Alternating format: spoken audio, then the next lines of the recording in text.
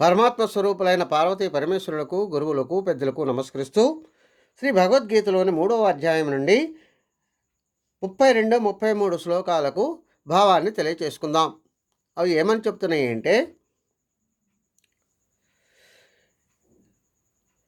ఏతదభ్యసూయంతః నానుతిష్టతి మే మతం సర్వజ్ఞాన విమూఢాంస్తాన్ విద్ధి నష్టాన చేతన అని తెలియజేస్తున్నాయి.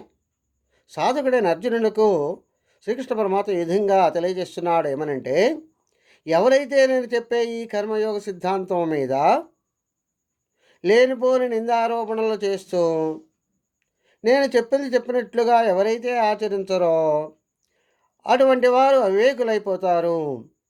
అదేవిధంగా ఉభయ మార్గాల భ్రష్టులై కూడా పోతారు. పరమార్థ పదవి నుంచి జారిపోతూ ఉంటారు. పతితులైపోతారు అంటే పవిత్రవంతులు కాకుండా పోతారు అని తెలియజేస్తుంది.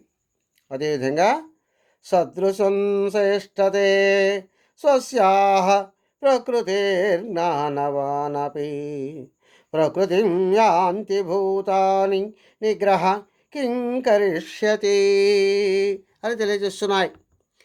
అంటే అదే కాకుండా శాస్త్రజ్ఞానం కలిగిన వారు కూడా తమ పూర్వజన్మ సంస్కారానికి కట్టుబడి ప్రవర్తిస్తూ ఉంటారు. అలా ఉండాలి తప్పనిసరిగా. ఎందుకంటే మానవులంతా పూర్వజన్మ సంస్కారం వలనే లభించేటటువంటి స్వభావం ఏదైతే ఉందో దానినే పొందుతూ ఉంటారు. అటువంటి వారి మీద ఇప్పటి ధర్మశాస్త్రాలు ఏమీ కూడా పనిచేయవు అని తెలియచేస్తుంది. స్వస్తి. సర్వే జనా సుఖినో భవంతు. ఓం శాంతి శాంతి శాంతి.